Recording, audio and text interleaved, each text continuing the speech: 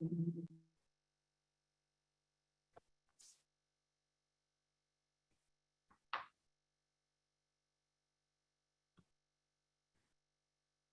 can you please make me a co-host or back to host? Oh, thank you.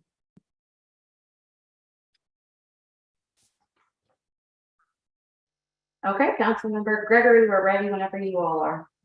Thank you, Brittany. Welcome. The Human Resource August 25th, 2022 meeting is now called to order. Councilman Shealy, can I call on you for a prayer? Yes, sir. Thank you, Mr. Chairman. Let us pray. Our Heavenly Father, we thank you for our many blessings, Lord, all that you've given us. We ask that you will watch over our employees for the city of Charleston and all those who live in the city of Charleston. We ask that you give us wisdom, Lord, that you'll open our minds and you'll guide us in our thoughts and in our discussions today. For it's in your holy and precious name we pray. Amen. Amen. The August 3rd minutes, do I hear a motion? So moved. Approval. Second? Second. Moved and properly seconded. Any discussion? All in favor say aye. Aye. The ayes have it. I'm going to turn the meeting over to the tag team, Kay and Jolene. Okay. Thank you, Councilmember Gregory, and good morning, everyone. Our purpose this morning is to ask for approval for our draft 2023 healthcare budget. So we're going to go over some numbers with you. Jolene's going to share her screen. We have, of course, the mayor. I know you've already seen this, and Councilmember Gregory and Councilmember Sheila, you have as well. But anyway, as we go along, if anyone has any questions, please let us know. Start with our first. Again.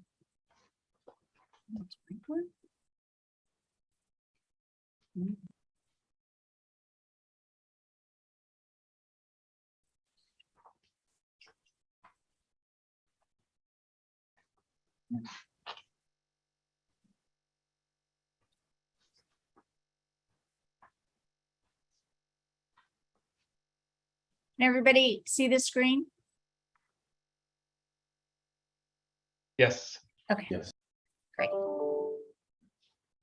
Okay, we are proposing to renew our contract with Blue Cross and Blue Shield as our healthcare TPA for our pharmacy and our medical network. This is the last year of a 5-year contract with them. We will be issuing an RFP next year for these services. But we are asking to renew with them for 2023. Vision, we still have a contract with IMED that goes through 2023 for our vision, which is our only fully insured insurance product. For our HRA, HSA, and FSA administration, we also have a contract through the end of 2023 with Optum Financial.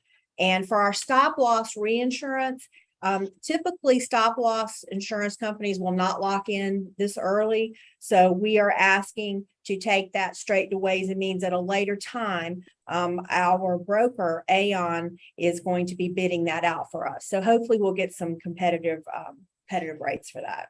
Can you do me a favor? Yes, sir. Could you, at least as we start, translate those acronyms so that everybody knows what we're talking about? Yes, sir. Absolutely. For our HRA is a health reimbursement arrangement, and that's what we have in addition for a healthcare plan, in addition to an HSA, which is a health savings account. The difference between the two, HRA is an arrangement where how the city has been managing ours. We've been putting money in employees who chose that plan into their HRA account. And we've been front loading that to some extent.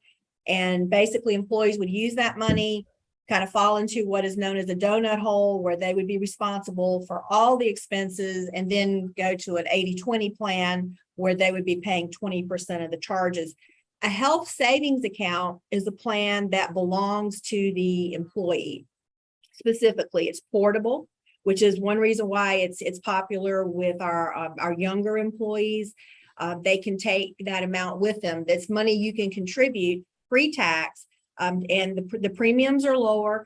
I guess the only real downside I see to the HSA is you cannot take advantage of the pharmacy copays until you've met your full deductible, unlike the HRA. So that would maybe give an employee who is taking a lot of prescriptions or anticipates taking maybe some expensive prescriptions, that might cause them to have some pause about going to that account or to that plan. But those are the two plans we have right now. The FSA is a flexible spending account. That's not a healthcare plan. It is it's a vehicle in which employees can use pre-tax dollars of their own to pay for out-of-pocket medical expenses. You can use it for copays, co-insurance, dental, because I don't know, as I was talking to Councilmember Gregory and Shealy, if any of you have ever had a crown or any kind of dental work, you know how expensive that can be. The advantage of having a flexible savings account is the employee, like if let's just say you decide you're going to contribute $1,000 throughout the year, that $1,000 would be divided by 26 pay periods, which is how many the city has. It would come out of the employee's check pre-tax in 26 equal amounts. But the really positive thing about an FSA is not only are you using pre-tax dollars, but you can take advantage of your full election January 1 before you have even really paid anything into the account. So let's just say January, you have all of a sudden you do realize oh my gosh, I have this dental thing I wasn't expecting. I need a root canal. I need a crown. You can access that whole $1,000 right away. And then you would just pay, you just kind of basically pay it back throughout the year in equal installments pre-tax. So not all employees have the FSA. That is totally optional. But I think we said about 400 employees now. I think so. We budget for about 500 employees to enroll, but we never quite hit that amount. So we highly encourage people to do it. It's financially a smart move if you have a big expense. Or even just routine expenses. If you just want to put $500 in and just pay your pharmacy copays and your co-insurance with that, you can use it for certain over-the-counter meds. You can buy Motrin, antacids, and those things can actually be quite expensive too. But you have a card, and you can use it at the drugstore for those kind of things. You have to save your receipts for buying purchases like that, because you will have to at some point validate that it was an actual medical expense that's allowed under the plan. But you can roll over up to $500 from one year to the next. I think that over the years, some employees have been a little afraid of the FSA because it is an IRS. The IRS guidelines say use it or lose it, but a few years ago, they did make the change that you could roll over $500. So if an employee decides to put in $500, they have no risk. They wouldn't have any risk of losing anything. Whereas if you put in 1,000 and only spent 500, you would lose that 500. So you have to do a little planning. You have to be sure that you're going to be able to use at least over $500 of that account. But that is not a healthcare plan. That's just an optional vehicle for employees to use to help pay their out-of-pocket expenses. Right now, we have an HSA and an HRA. Is that Councilmember Gregory? Oh, yes. Did I do a good job? I mean, that's helpful as we go forward. Appreciate it. Thank you. Thank you. So, so this year we have a few changes that we're recommending for the HR committee to approve. The first change is the biggest increase of our expenses this year has been in the pharmacy section. And so we're recommending a small increase to the copays in the HRA plan. So we're recommending the generic copays to be $750. Preferred is $40, non-preferred is $60, and the specialty drugs is $120. And this would save the city $100,000 approximately. We're self-insured, so, all of these numbers are estimates because we really don't know what we're going to spend. But based on the help that we have with Aon and their actuary, and also Blue Cross Blue Shield's actuary, we feel confident that we'll save around $100,000 with this change. Additionally, in the pharmacy plan, we're recommending quantity limits and also step therapy. These two programs are programs with Blue Cross Blue Shield who help. It kind of helps employees and the city save money by limiting the quantity of pills. If, for example, you have like some sort of illness or that you don't necessarily need 30 pills for in the month, which that's the standard that most pharmacies fill a prescription for 30 days. That it would just make sure that it cut it off at the actual quantity limit per prescription. And then the step therapy, it kind of walks you through different steps before you get to the most expensive drug. That doesn't save us a lot of money, but it does save the employee money, because if you look at the copays, you surely don't want your employee to start at a $60 drug when they can maybe start at a generic drug. So it saves both the city and the employee money. And so we just think these programs are good for the employees and the city, and it helps manage the costs for everybody. Additionally, although Kay went through a very extensive discussion about the HRA, we're actually recommending that we eliminate that plan this year and go back to a traditional PPO for that plan. We would keep the HSA plan as is. We've gone from about 200 employees in the HSA plan to 300. So we're seeing a significant increase in that plan, the participation in the plan. But in the HRA, we've had a lot of employees have problems using the plan in terms of the provider has both Blue Cross Blue Shield and an outside provider, which we tried as well, are forcing the employees to use a card system rather than a direct pay system. And it's become very, very, very complicated for the employee to get their money out of the HRA and to use it. And we're just proposing to go back to a standard PPO plan. So this and what is PPO again? Preferred provider. I'm gonna say it would be Organization. Thank you. That's it. It doesn't seem like it should be an organization, but it is. And so the PPO, so the employees would have a $25 copay to go to their primary care provider, and they would have a $75 copay to go to a specialist. And then their deductible would be reduced down to $500 for the employee only and $1,000 for any of the family coverages. So this plan is a richer plan than what we have now for the HRA. So there is a small increase of around $300,000, but the city would be saving like $1.2 million because we would not be contributing into the HRA accounts.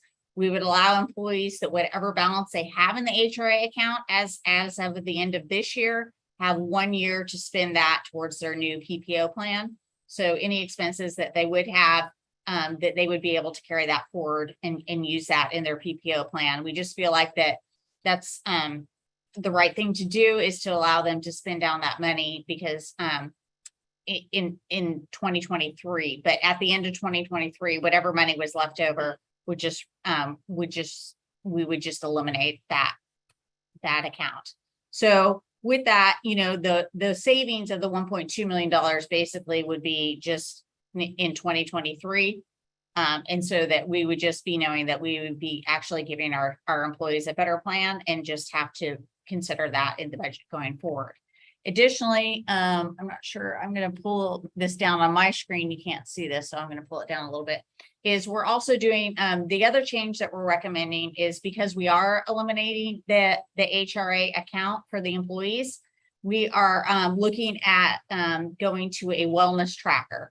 And the tracker, it would do multiple things for us. It would allow the employees that the well check program, where people were getting like incentives or rewards for getting their physical, their cancer screens, their dental exams. That would be done through the tracker. So we had budgeted in 2022, $98,000 for that. And so we're gonna budget that as a reimbursement for the wellness tracker. And so we're eliminating the well check program, the Fitbit program, and the gym reimbursement program, because those would all be then reimbursed through this wellness tracker. So right now, HR is working, Mary, our wellness nurse, is working on that with procurement, looking at trying to pick a wellness tracker program. We think that based on some of the first estimates that we have, we think this will cost about less than $25,000 a year. But to be conservative, I put $25,000 a year for the admin of that and $180,000 a year for the reimbursements of either some sort of fitness component and also some sort of component for the well check program that we have. So that would be an increase of the $38,250. So those are the changes that we're recommending for this year. Our admin fees are fixed. So there's really no change in the admin fees. It just is a shift in enrollment in those as well, and is what's causing a small increase in that. The stop loss, like Kay mentioned, is that we're putting in the budget for the overall healthcare budget a 25% increase in the stop loss, just as a place marker, and then we'll bring that piece of it to Ways and Means in either probably October or November, depending on when we can finalize that marketing. And just getting back, I know Councilmember Gregory had asked me to explain the plans. I don't want to assume that everyone completely understands how our plan works now. So just want to does everyone understand that we are self-insured and kind of what that means, as opposed to fully insured? I just want to make sure that, because I do run into that sometimes, even with employees who've been here a long time, they assume that we're fully insured with Blue Cross Blue Shield, and that's not the case. We pay all our claims dollar for dollar, and then we have a stop loss which we purchase to, protect us in cases of any catastrophic claims. Okay, I'm sorry. Oh, that's okay. So this is a very high level summary of what the two new plans would look like. The HSA, we're not changing anything with the HSA plan. We're not changing the premiums of the HSA plan. The HSA plan would stay exactly the same as this year. And then this is a summary of the new PPO plan that we're proposing. The $500 deductible, the $100 family deductible, the out-of-pocket max. And then you can see the $25 copay for the primary care visits, the specialty visits, and then the emergency room and everything else was the same thing before. So as was in the HRA arrangement. And then you can see the new pharmacy copays. And then, after you pay the deductible and the HSA, then you would revert to those copays as well. And then I'm sorry, I can't even see, I'm so far away. Oh, the funding into the plan. So we would only fund into the HSA plan, which is exactly the same. Does anybody have any questions on those? Councilmember Greg? Yeah, I was just looking compared to the 2022 benefits guide. So the in-network out-of-pocket maximum is going up on the HSA, and it looks like the HRA or the PPO that's replacing the HRA from 5,000, 8,500 to 5,000, 10,000. Yes. Right, 8,500. Yeah. Okay. That's my only question. Yes, that is true. And I just, I do want to stress that, for employees, I do think that the PPO plan will be so much easier for them to understand. I think when they go to the doctor, they know it's just going to be a $25 copay.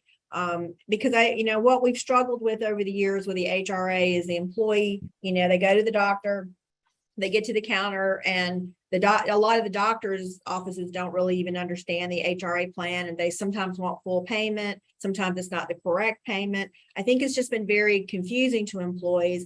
And we certainly don't want to have a plan that employees don't understand and they don't feel like that they can use when they need to. So I think having the traditional copays in place with the PPO plan, I think is going to be very helpful. And again, as Jolene said, if you built up your HRA balance and you've got money still in that account, you've got through the end of 2023 to use it for any out-of-pocket medical expenses that you have. So anyway, we feel like it's a better plan. Overall, we think that employees, we just, since our office, we get all the questions and the calls.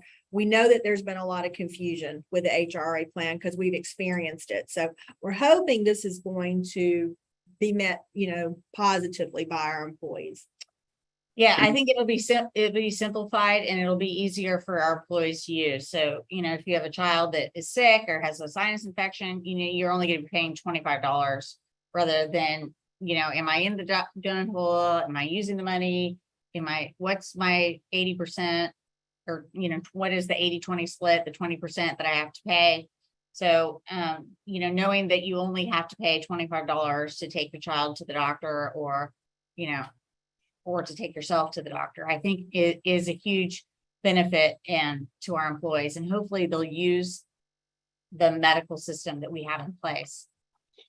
And a much lower deductible, right? I mean, 500, 1,000 versus the 600, 12, or no, 1,100, 2,200, right? Right, yeah, but we put money into the HRA, so it's kind of about the same. Okay. But it's just easier to understand for the employees. I agree.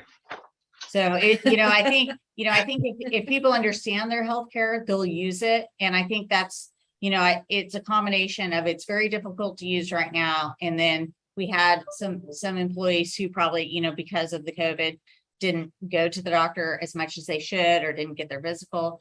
And so, but, and because of that, I think, some of our claims have been a little bit higher and people were not getting their screenings as much. So I think it's important for our employees to use their health insurance and to go to the doctor and to get their physicals.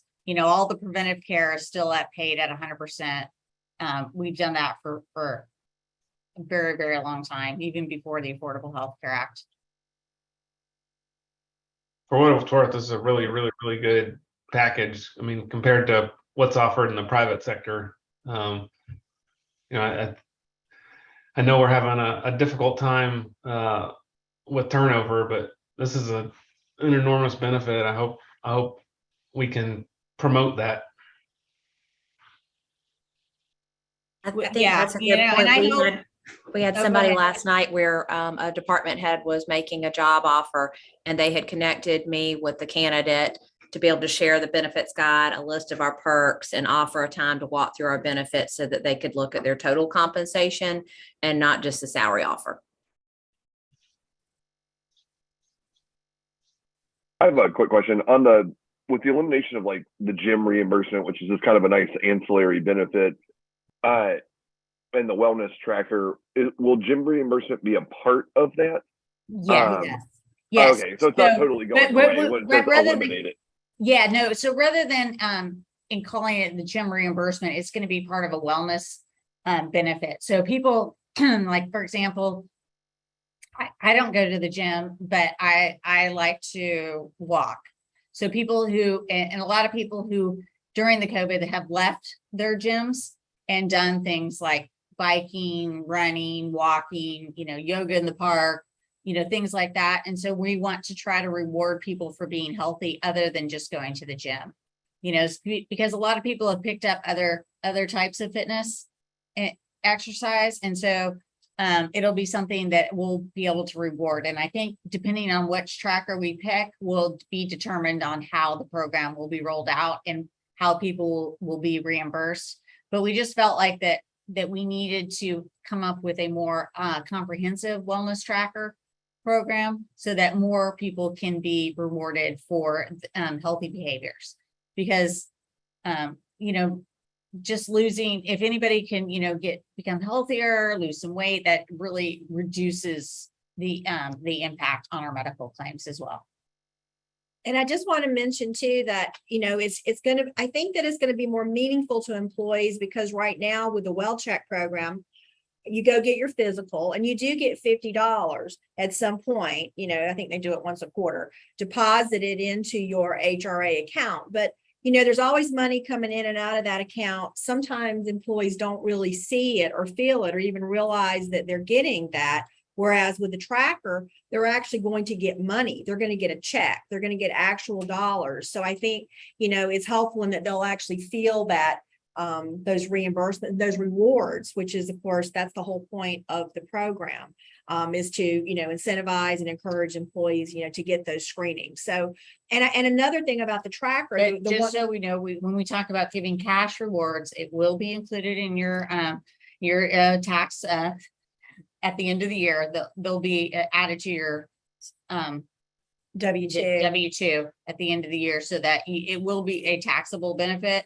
But I think the employees will still like this option better. But just for all the tax accountants that are on the call, just so you know, there's really not much way of giving people money without the IRS getting their their share. So yes, we will. They'll be sending. What they'll do is they'll send a file at the end of the year for anyone who's gotten, you know, cash, you know, disbursements, and it will be added to their W-2 as earnings. But I still think employees will appreciate it. I think they'll like that. The ones we've looked at actually have also messaging. So once we get everybody signed up on the app, you know, and we have discovered that pretty much, even though all our employees don't have city email, almost everyone has a smartphone. So once you have an app, and you just have it on your phone, you have a login, we can actually message. We can put messages out like reminders.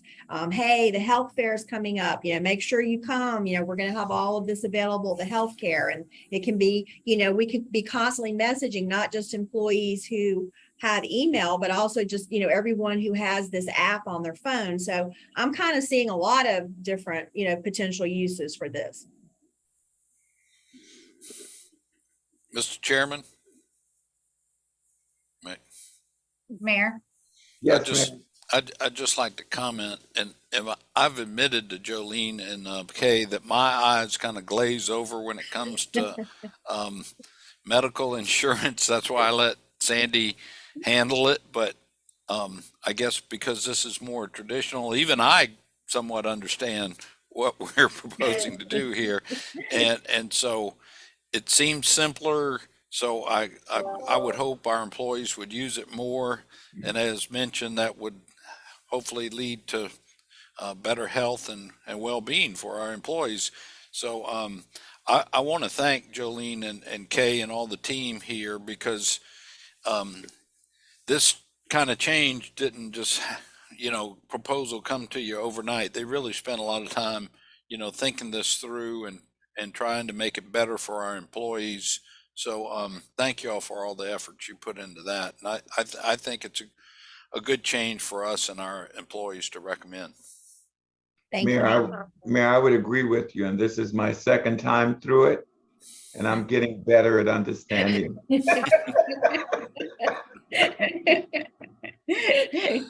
Well, I have one more slide of numbers for us to go through.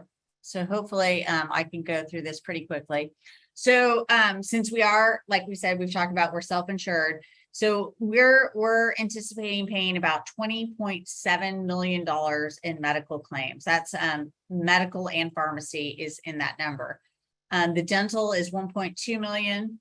We will receive back $1.1 million in rebates. You can see the fully insured vision plan costs us around $133,000.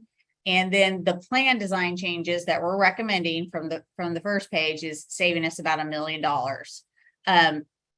The admin cost is the 907, the stop loss fees, the 1.7, the HSA contributions. That's assuming that we have about 300 people in there, and the split between individual and family. And then also the HRA contributions are in there if we don't eliminate the plan. So, so they come in and out of that plan. So if we do not accept the recommendations of switching to the new PPO plan, we would have about a 7% increase.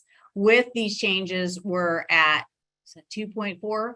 So, so the number of the 22.6 is the health insurance minus, and so that number is very close. The actuaries from Aon run their numbers.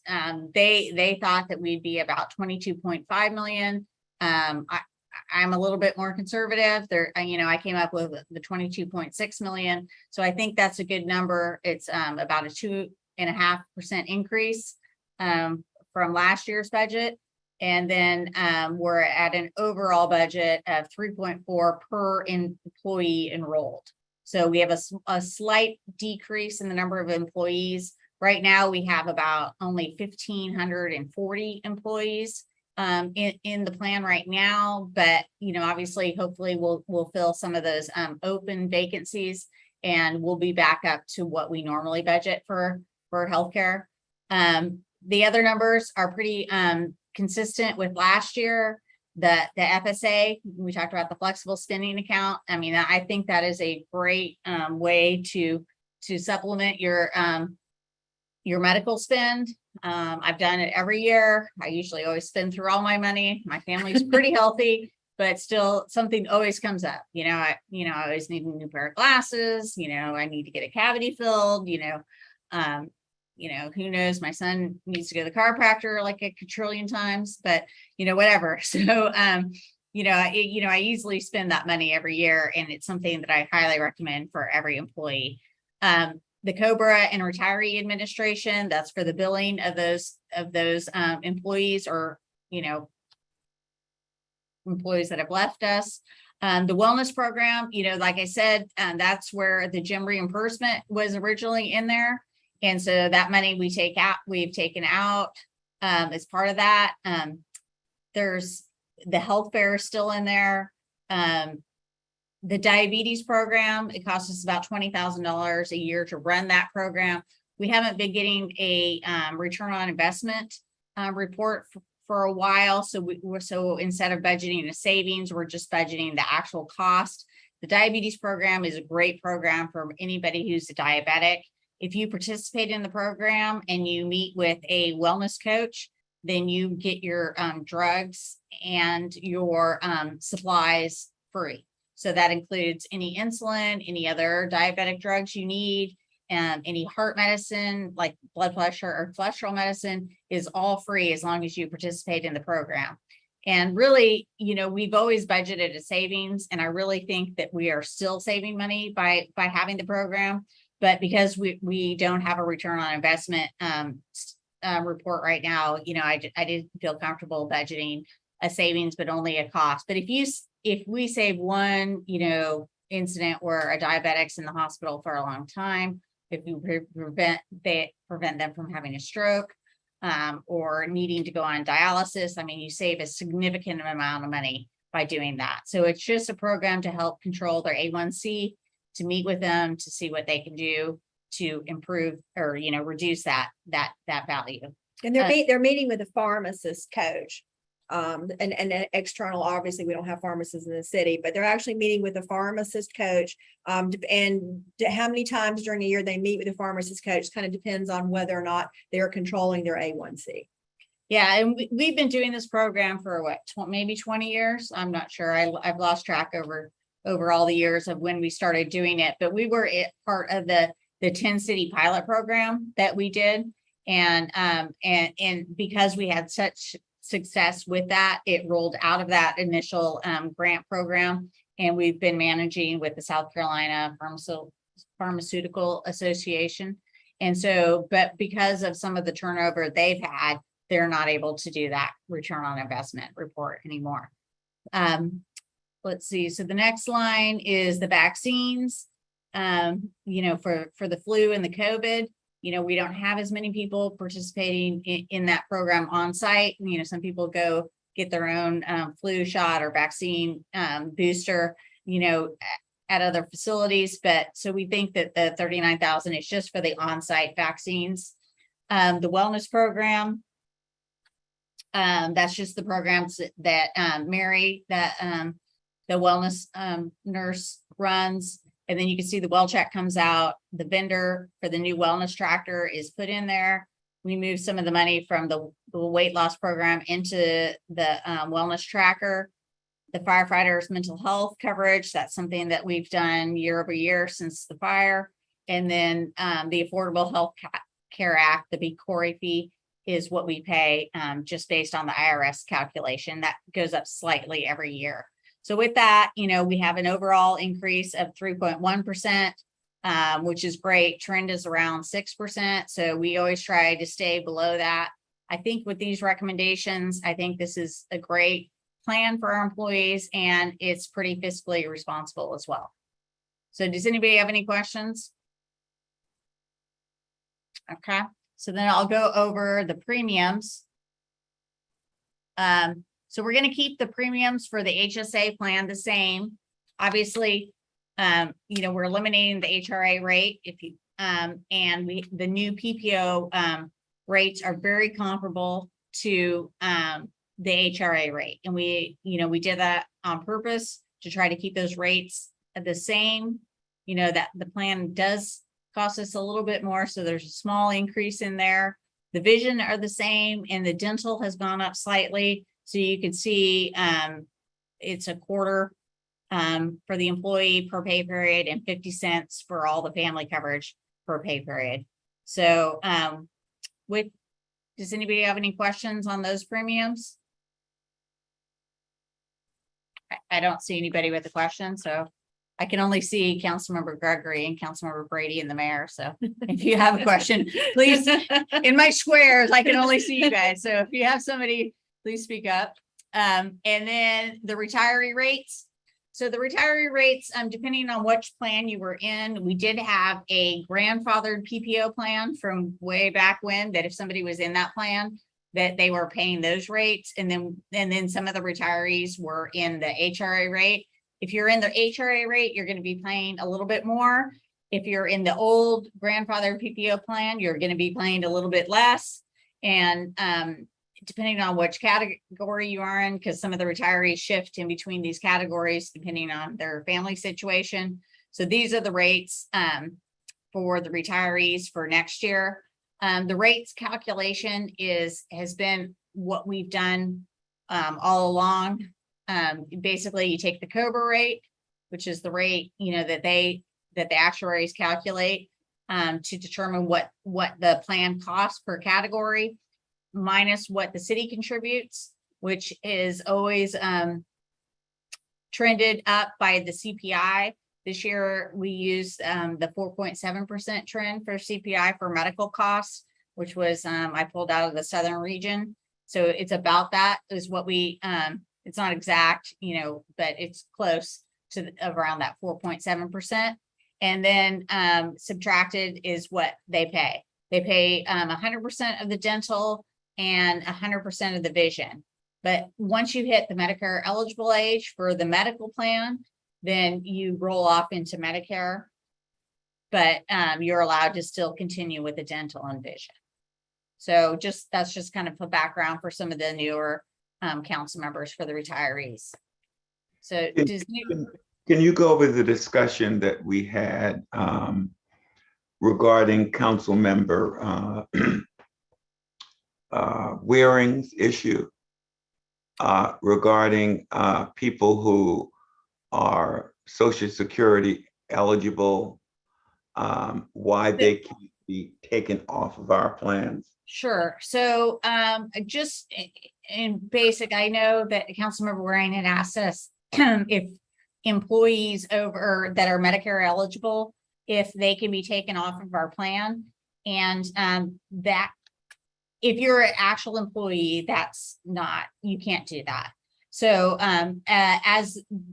but you can do that as a retiree in the retiree program. And when we originally went and we're starting to required to report our OPEB liability that's on our financial statements, which I believe was in 2006 or 2007.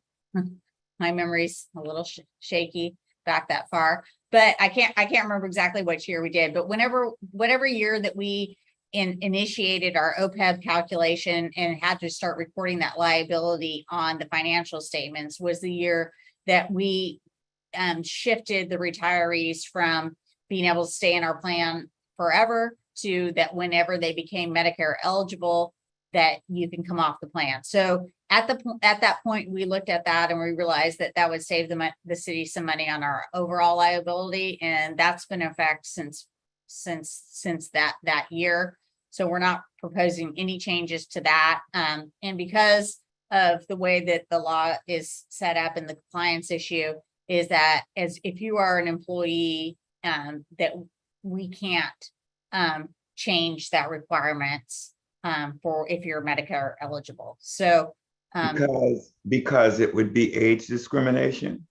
You would be discriminating against a certain category, yes, sir, of your employee base. Basically, if you work for the city, you have the same options of the same benefit package as all employees. We can't give you a lesser, benefit or exclude you from any benefits because of age.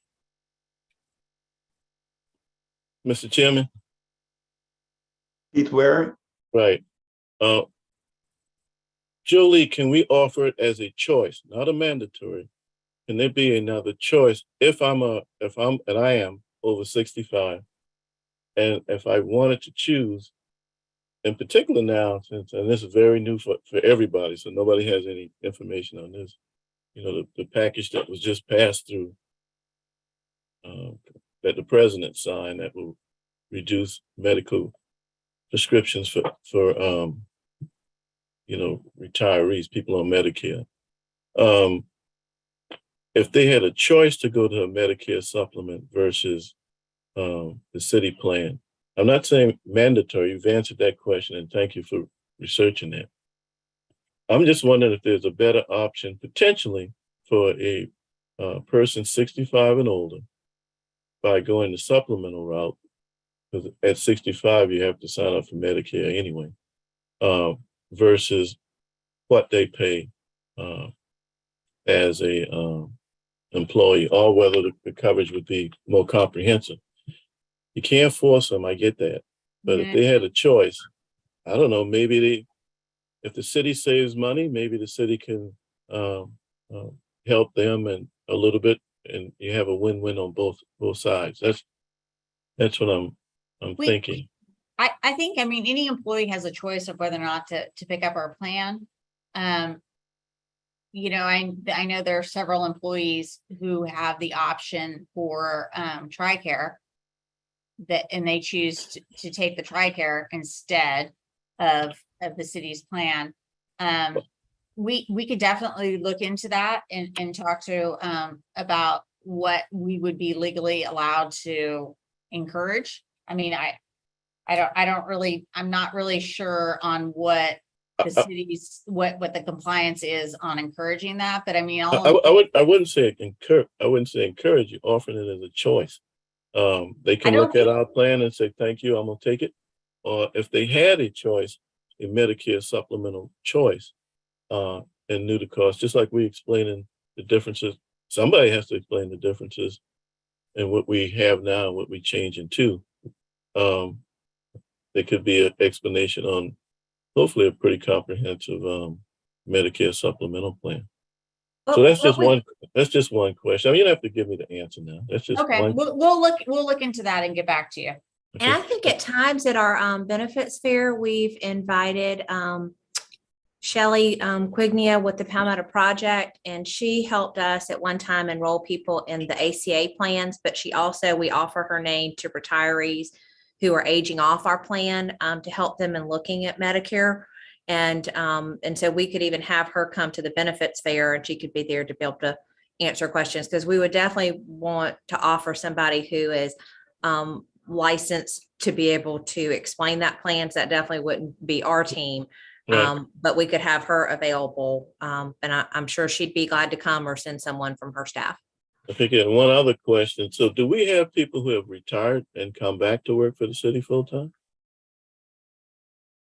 I know that we have, I can't really think of a name right off the top of my head, but I'm certain that that has happened. And especially now, where PIBA has actually changed their rules, they don't have that $10,000 cap in place. For a while, you really were very discouraged from coming back to work to a covered employer once you retired, because you couldn't earn more than $10,000. But they've actually just this year made that change. So, yeah, it's definitely more beneficial at this point for a retiree to go back and work for a covered employer.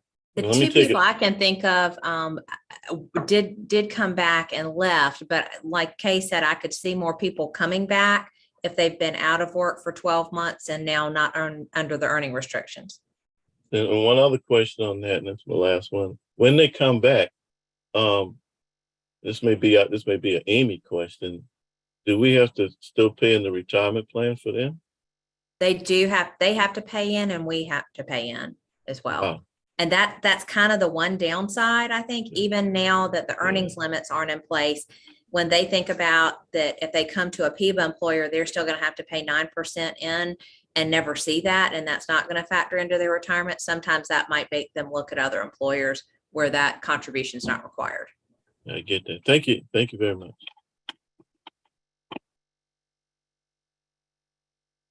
Okay, is there any other questions?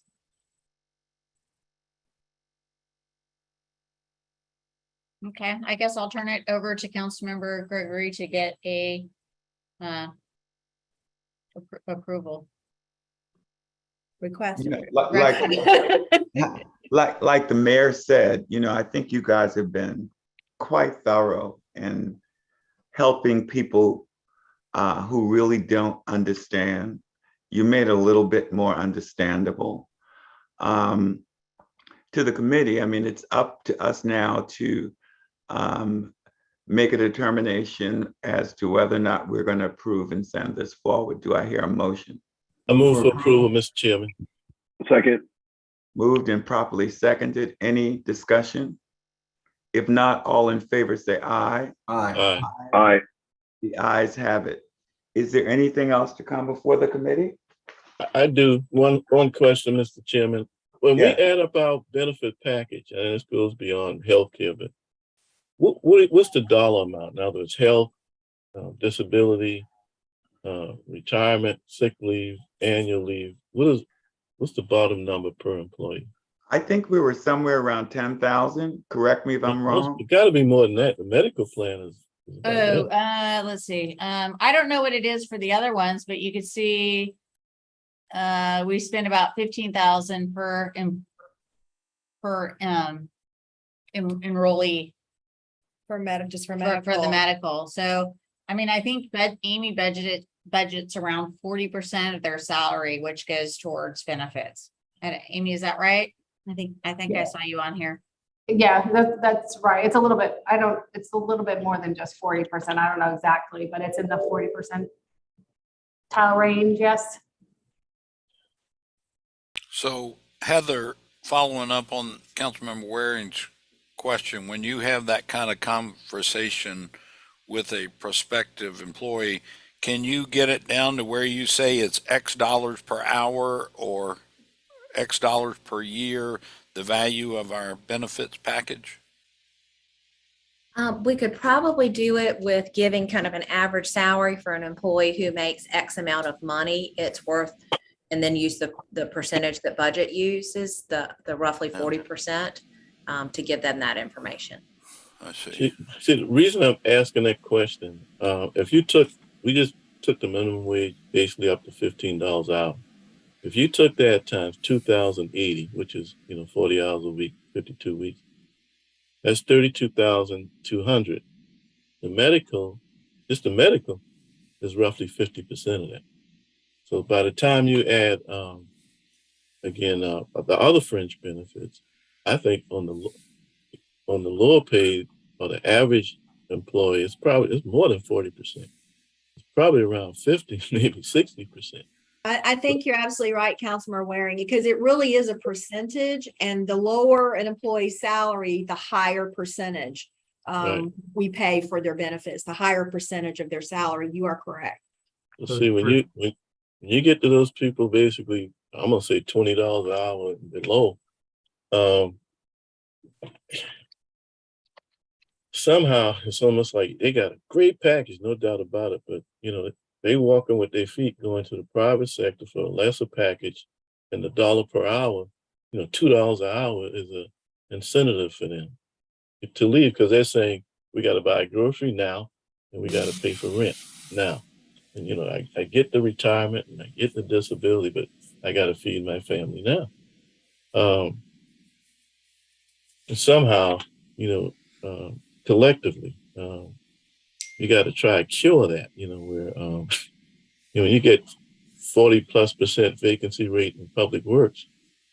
I mean, we appropriate the money for the mayor to go out and you all hire these people. If these people not filling the slots, it's hard to carry out the mission of the city and just deliver services.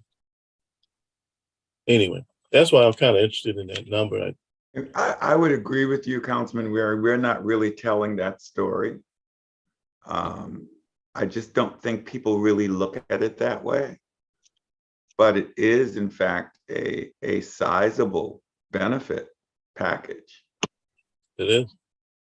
In other words, you at $15 an hour, you're making 31.2 or whatever that was, 31.5, and your benefit package at that level may be $20,000. Exactly. Exactly. We're not telling the story. I have a quick question. With regards to the retirement, I mean, we talked about that. That's a mandatory 9% out of somebody's paycheck. Is that right? For non-sworn, it's Non-sworn. 10% if it's sworn. I think it's 975 now. So we gave a raise up to $15 an hour, but to Councilman Waring's point, if you got to buy groceries now and that's $1.50 an hour out of the paycheck. So net to them is $13.50 or somewhere around there, give or take. Is there any way to make it where they don't have? I know there's the state retirement issue, but is there a way to get around that where these $15 an hour employees don't have to contribute to the state retirement plan? I know this has been asked a million times, but I've never heard the answer. No, I no, sir. Absolutely. There's not. In regular part-time and regular full-time employees are required to contribute. That's not our rule. That's a PEVA rule to be in their plan. Seasonal and temporary employees are not required to contribute. They have the option. If they don't want to contribute, they sign a non-election form. But of course, most temporary seasonal employees are not going to choose to contribute because in most cases that doesn't make sense. But if you're regular part-time or full-time, you must contribute. There's no opt-out. And that's a state legislature requirement, or that's legislated. Okay. Yes, sir. It seems like every municipal government in the state is probably having this same debate, and you wonder if we can't take care of it in Columbia somehow. Or I wonder if we can't take care of it in Columbia somehow. It's kind of I guess it's a double-edged sword. I mean, you're right. At that rate, having anything come out of your check additional is tough. I mean, it is. But at the same time, everybody is going to be retirement eligible one day. And at some point in your life, you're going to need a retirement because Social Security is most likely not going to take care of all of your needs. So, I mean, I have seen employees at that level, in our lower grades retire with a decent retirement check that they're guaranteed to get every month for the rest of their life. So it does kind of force them to put some money back and plan for the future. So while it is tough to have it come out right now, at some point in their lives, they actually will probably appreciate having that benefit. I mean, to Councilman Gregg's point, can you guys go back to the drawing board and see whether or not you can come up with something that might be able to offset that? That would not violate any of the rules?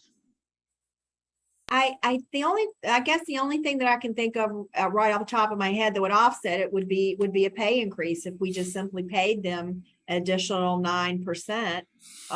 For their contribution. It would just, you would just basically just have to give it back to them in pay. Which again, I think we're all hoping to get a, significant pay increase for our employees in January. So I'm hoping that it'll be better for everyone, but I really can't think of any other way. Unless you just, you have it deducted from your check and you figure out some way that you can afford to actually, I guess reimburse them for that money. And the other side of that is they have the 9 and the 9.75% contribution, but as an employer, we have an extremely high contribution rate that keeps going up. For SCRS, it's 17.56, and then for PORS, it's 20.24%. Those just went up in July. Mr. Chairman? Yes, Councilman Waring. Listen, I agree with all of that. Listen, the retirement piece, I think that's, medical and retirement probably the best benefit we really have. But hypothetically, if we had let's say we got a Cadillac plan. It is a very good plan. So let's just say we had a choice of a Chevrolet. Yeah, Chevrolet Cadillac plan. So if you had a choice of a Chevrolet plan, and which saved money, and an employee can say, I can have this plan, or I can have a little bit of plan that doesn't have as many benefits, but the savings on that flowed through to my paycheck. Maybe that, and I know medical insurance is based in the science of large, or all insurance is based in the science of large numbers.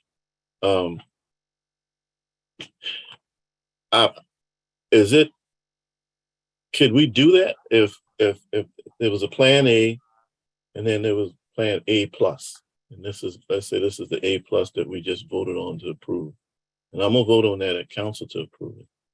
But if there was a plan A, and I left the plus off, whatever those benefits are, and that savings, could that flow through to my paycheck? When I was 25 or 30, 35, I'd probably take that plan A, because I needed that additional savings to raise my little kids. Now I'm 65 and those kids out making a living for themselves, and I'm closer to, my appointment date. Yeah, I want that A plus plan. Things begin to wear out, heart bypass, things like that. But I'm just wondering if we had a plan where people had a choice, because we're spending the money. I mean, we are spending good money on this. And Ms. Pope, you just came up with something that I don't think that we do a good enough job. And I say we, I'm talking about all of us, not your department.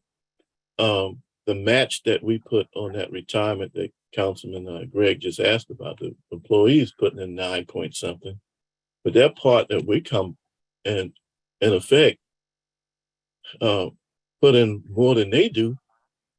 Do they know that? They do. We explain that to them in new hire orientation. So we just had a class start on Monday, and I do think that helps put it in perspective when they see that high number, that we're contributing, pretty much double that amount on their behalf. We're making a big investment in them. So I'm just I just kind of feel bad that some of these people are leaving for lesser benefits. And I'm just using the example of for $2 an hour more, in some cases $3 an hour more. And when you add all the benefits together, the city's paying the money for these people actually to be here. And I just wonder if there's some kind of way we can create out of the dollars we already spending, that if an employee had an option B to choose. So they do have the option of the HSA plan, which the premiums are much lower than the HRA plan and lower than what the new PPO will be. And we do see a lot of new employees enroll in that plan, particularly employees who are maybe starting out in the workforce, somebody who really only goes to the doctor maybe occasionally for a sick visit, they're not on any kind of ongoing medications, that's where the majority of our employees will then go into the HSA plan. And they put a contribution, start that HSA bank account, make a contribution. We put seed money as well, and then that becomes their money. And that's very attractive to them also.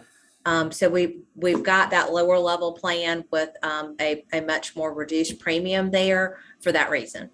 So does the city save money when they choose that plan compared to the PPO contribution that the city would put in? Guess it kind of depends, because if they are a healthy employee, I would say yes. If they're somebody who ends up having some catastrophic event and meet their deductible, they could be costing us just like somebody on the other plan. Well, hypothetically, let's say we save premium on them. And they save premium because they chose the more affordable plan. If we're saving money on that employee, how come, or can we pass through some of the savings that we, I guess right now, are keeping? Well, in some years, if we come significantly below budget, we do give a Premium rebate. healthcare premium rebate in December. If we come across a year that we have significant savings in our health insurance budget, but because we're self-insured, we don't pay a premium. We only pay the administrative fee to Blue Cross Blue Shield. And we pay all of the healthcare claims ourselves. So, you don't typically know if you're going to save money. We don't really budget based on each individual employee, but we budget on them collectively. So, typically, there's not a way really to determine. So hypothetically, if 100%, Councilmember, the mayor's had his hand up. oh, okay, I'm sorry, I didn't see that. Mayor Tecklenburg. Well, I was just picking up on the conversation, and Heather mentioned that, we fully inform new employees of the value of their benefits when they hire on. But, it's pretty complicated and you forget about things. So I was just going to suggest that when we do the enrollment every year, that we have a sheet or some kind of recap of all those things, like the city contribution to the retirement and everything else that our benefit package consists of, and try to get it down to either a percentage or dollars per hour. Sorry, my dog's barking. And remind everybody each year when they re-enroll just what the value of those benefits are. Just an idea.